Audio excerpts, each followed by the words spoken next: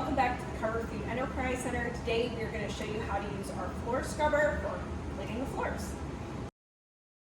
So when you first come in, the floor scrubber is going to be set up here next to our washing machine. It is going to be plugged into the charging station. The charging station just consists of this power cord and then the connecting point right here.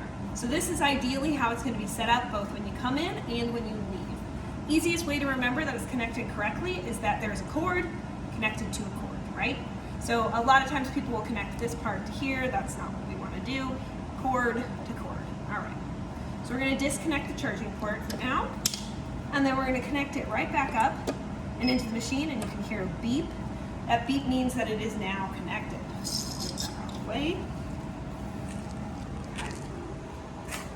When we go to move the machine, to move over to our mop sink to fill it up with cleanser, we just want to make sure that we're keeping the brush from dragging on the floor. The floor is dirty, it's got construction dust on it. So I'm just going to tip it back gently. Okay. And then I'm going to roll it backwards.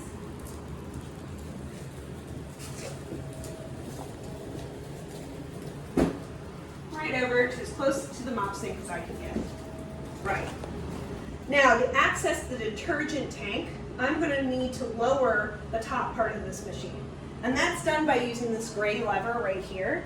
This gray lever, we just pull it, and that allows us to raise and lower this. This also can be used to get it to the height that you like when you're operating the machine. And we're going to drop it on down. And then here is the detergent tank. This is the part that we need to get into now. So I'm unscrewing the lid. And I'm also going to take out the filter. This keeps the machine from getting clogged up, but the soap that we use doesn't filter through very well, so we're just going to pull that out. And this is where we're going to put in the detergent. So moving over here, we use the Rally cleanser. It's a pre-mixed cleanser system, so you don't have to worry about getting the concentration correct. It's also a low suds one. It is going to come out through this clear tube. So we're going to take the clear tube and just set it right into our detergent tank. Okay. And then we're going to turn the system on. So turning on the system, it consists of first turning on the hot water. We want it to be as hot as possible. That's going to keep the floor nice and clean. And then we're going to move this lever to release the detergent. Now, we only want to do a small amount of detergent at a time into the tank. The reason being, it only uses a little bit at a time, and we want to try and keep it as fresh as possible and as hot as possible. This is already full from the previous user, so we're not going to add any more today. But we are going to put the system back in place with the filter. Make sure we screw on the lid properly. All right, now that the lid is on properly, we're going to lift this back up again using the gray lever that's at the top of the machine. Just squeezing this one, single gray lever. And now we're going to roll it over back to the main kitchen. Again, I'm going to tip it backwards so that the scrubber doesn't get dirty. We'll meet you over there. All right, we're back in the main kitchen and we're going to start scrubbing the floors, but first we want to make sure we set up our recovery tank properly. The recovery tank is the #1 issue when operating the machine, and that's because it has these little latches on the side that make it very difficult to get a proper seal. If the seal isn't proper, it's not going to suck up the water. So we really have to get it lined up, this latch with this gap first, and then you want to give it a good push and twist to make sure you've got it locked in. And you can tell you got it locked in when you lift it, and I can hold the whole recovery tank by the handle. All right. Now we have it locked in, we need to connect our hoses. And we're going to turn on the machine. Everything's connected. Just kidding. We're also going to make sure that our squeegee is lowered. So this lever in the back here raises and lowers the squeegee to the floor. You can lift it up as you're moving it around to help keep it from dragging, but because the brush is touching the floor, we train everybody to tip it back anyway. But you do want to just check to make sure this lever is dropped so the squeegee is against the floor. Now we're going to turn the machine on. Okay. So we have 3 buttons on this machine. We have a power button, which just turns on the basic power to everything. We have a water button, which releases the cleansing liquid. And we have a fan button, which sucks back up the dirty floor water. When we're operating the machine, we're going to turn on all 3. However, if you're in a tight corner, if you accidentally go backwards, which I'm going to talk about here in a minute, and you leave a big puddle of water, I find it incredibly helpful to turn on these two, but keep the water off, and then suck back up that water.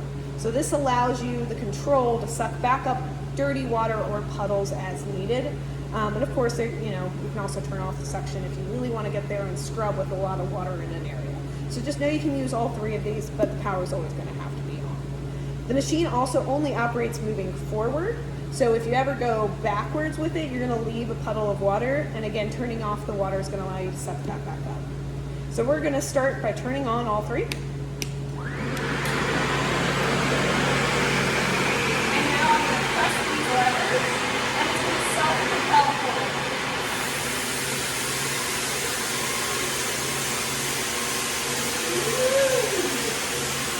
You always want to be moving forward with this thing. So when you go to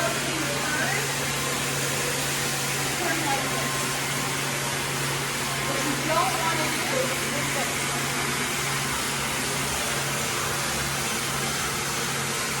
But if you do that, turn off the water, go back here, and you can suck back out all that dirty. If you get a dirty thing on the floor, you just kind of hold the machine in place as you're pressing down on the levers, and it will just scrub that area for a little while, and then you can just make sure you get a really nice clean in that one spot. And when you're all done, you're just going to turn off all 30 seconds, and nice and quiet now. You can flip up the squeegee to help make sure that that doesn't drag on the ground. And we're going to head over to the mop sink to dump it, rinse it, and plug it back in. All right, we're back over by the mop sink. Now we're going to detach the recovery tank in order to dump it out, which should be done at the end of every time using it. So we're pulling out the hoses. We're twisting this in the reverse direction. And I'm going to now lift this. It has just a simple little latch system on the back, and I'm going to bring it over here. Turning on the water, we're going to turn on just water this time. So you want to dump it first. You don't have much in there, and then we're going to rinse it.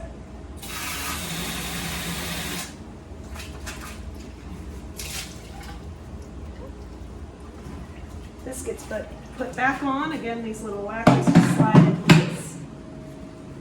I also really appreciate a quick rinse of the screen. So this is going to be put back in there.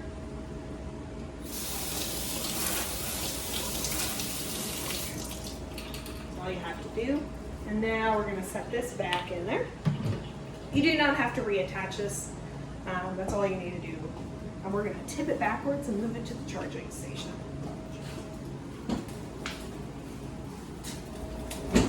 We're back at the charging station, and I am going to disconnect, using these lovely finger holds, this port.